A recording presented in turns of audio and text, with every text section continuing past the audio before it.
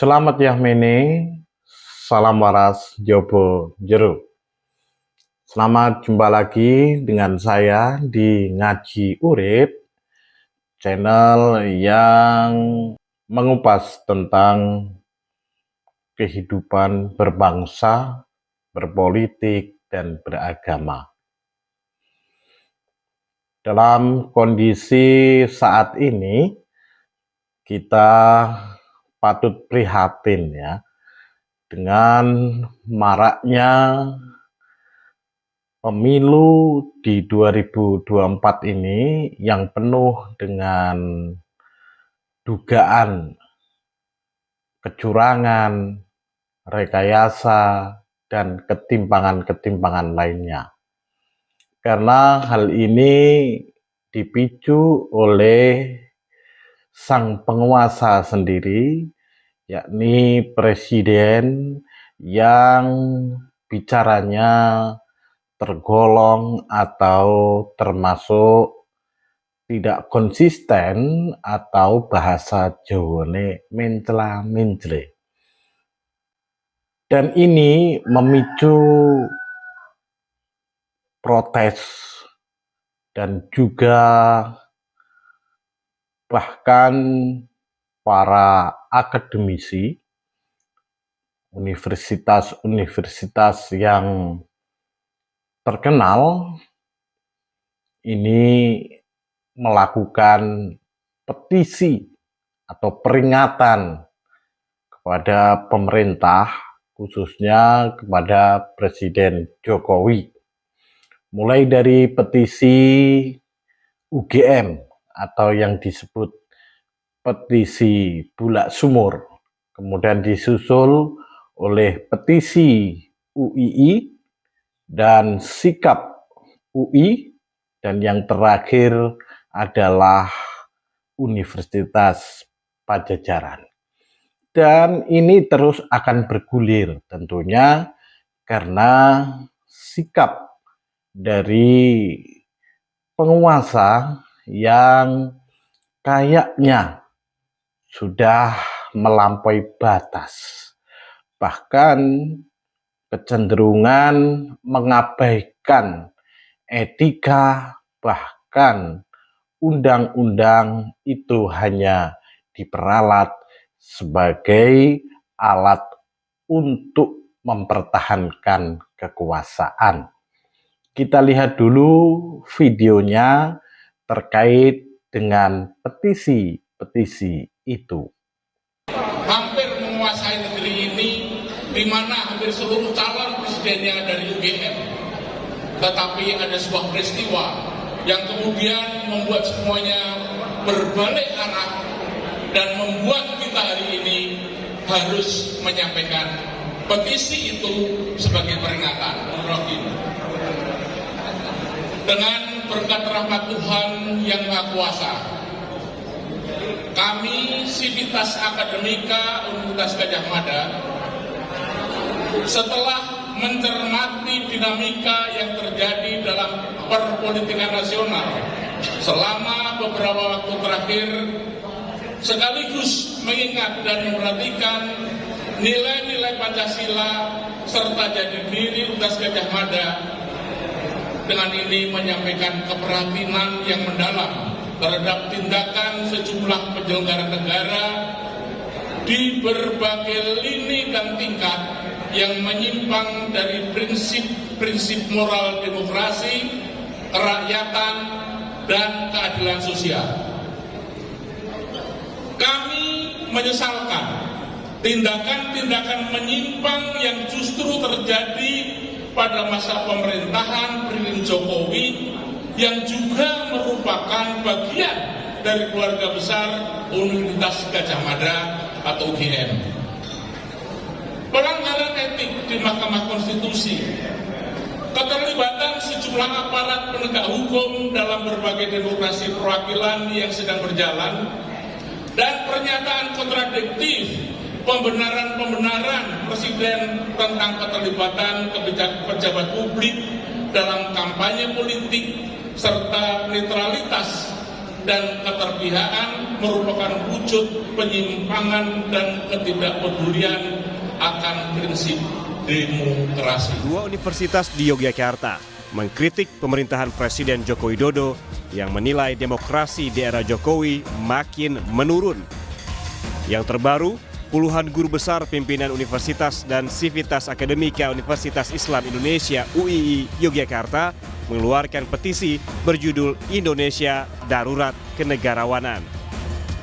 Petisi yang dibacakan langsung Rektor UII Fathul Wahid menuntut Presiden Joko Widodo berhenti menyalahgunakan kekuasaan dan sumber daya negara untuk memenangkan paslon tertentu di Pilpres. Kami telah sepakat bahwa para guru besar di semua wilayah Indonesia yang tergabung dalam Majelis Dewan Guru Kabupaten BH telah mengikrarkan pada 2 bulan lalu bahwa kami bertugas. Jadi kewajiban kita semua adalah untuk menjaga pemilu agar jujur dan adil.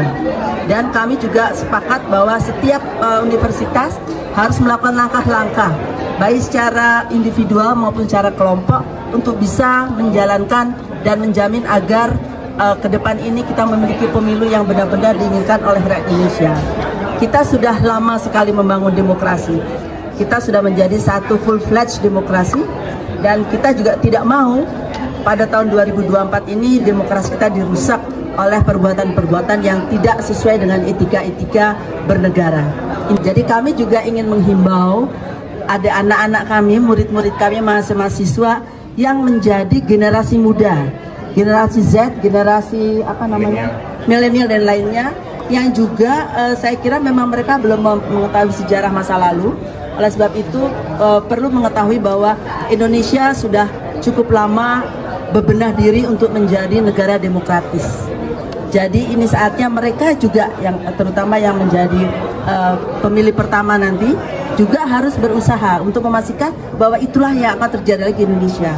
Mereka semuanya harus melawan apabila ada upaya-upaya untuk mengintimidasi, dan kami sudah agak diintimidasi juga sebenarnya. Rekan-rekan media, adik-adik mahasiswa, para alumni yang saya cintai, pagi hari ini kita berkumpul bersama dalam rangka menghadiri seruan moral yang dihimpun berdasarkan pemikiran-pemikiran dari para guru besar, para dosen, para alumni, serta juga para mahasiswa. Mungkin seruan pada pagi hari ini agak membedakan dengan dari universitas lain. Jika universitas lain menyampaikan atau yang menyampaikan adalah para guru besar, kemudian juga dosen-dosen, tetapi Universitas Padjadjaran mengambil bentuk lain, yaitu yang didasarkan pada prinsip inklusivitas. Jadi kami mengikutsertakan juga para mahasiswa serta alumni. Oleh karena itu pemikiran-pemikiran atau sumbansaran-sumbansaran yang nanti akan dibacakan oleh Prof. Ganjar sebagai Ketua Senat Akademik itu menggambarkan masukan-masukan dari para guru besar, para dosen, para mahasiswa. Oleh karena itu mari kita ikuti, ini update terakhir yaitu pada pukul 8 dan ini masih akan berlangsung terus. Berapa jumlah yang pada akhirnya menandatangani seruan ini? Untuk guru besar kurang lebih 82 guru besar.